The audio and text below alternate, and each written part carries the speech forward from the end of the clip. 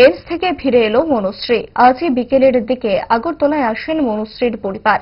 Agartala press ক্লাবে সংবাদ মাধ্যমের মুখোমুখি হয়েছিলেন পরিবারের সঙ্গে একরত্তি মনুশ্রীও। এইমস মেডিকেল বোর্ডের নির্দেশ ও পর্যবেক্ষণ কি ছিল তা সংবাদ মাধ্যমের সামনে তুলে ধরা হয়েছে মনুশ্রীর পরিবার থেকে। এইমস বলেছে 24 মাসের মধ্যে $1.7 মিলিয়ন অর্থাৎ 16 কোটি 35 লক্ষের মহার্ঘ ইনজেকশন মনুশ্রীকে দিতে হবে। তাই প্রয়োজনীয় অর্থ সংস্থানে রাজ্যবাসীর কাছে আর্থিক সহায়তার কাতর আর্জি রাখল মনুশ্রীর পরিবার। কি জানালো মনুশ্রীর বাবা, দেখুন। প্রণাম, কেননা ওনারাও আমাকে অনেক হেল্প করেছেন। আমরা এক কথায় বলায় মিনিমাম যে ফিটাও ওরা মুকুব করে দিয়েছেন। সমগ্র ত্রিপুরাবাসী আমাকে যেভাবে সাহায্য করছেন, মনশ্রীকে যেভাবে সাহায্য করছেন, সত্যি এটা খুব প্রশংসনীয়।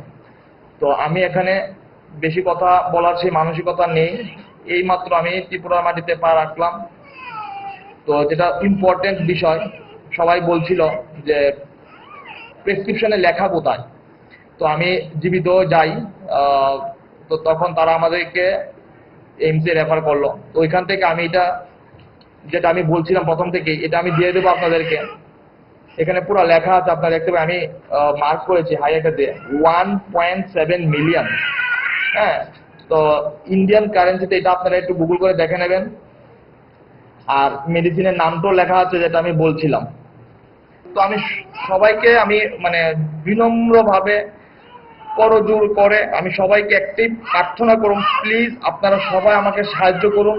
সমস্ত রাজ্যবাসী আমাকে সাহায্য করুন। এটা কোনো পলিটিক্যাল বিষয় না। আমি সমগ্র পার্টিকে বলছি, সমগ্র দেশবাসীকে বলছি, প্লিজ আমাকে সাহায্য করুন।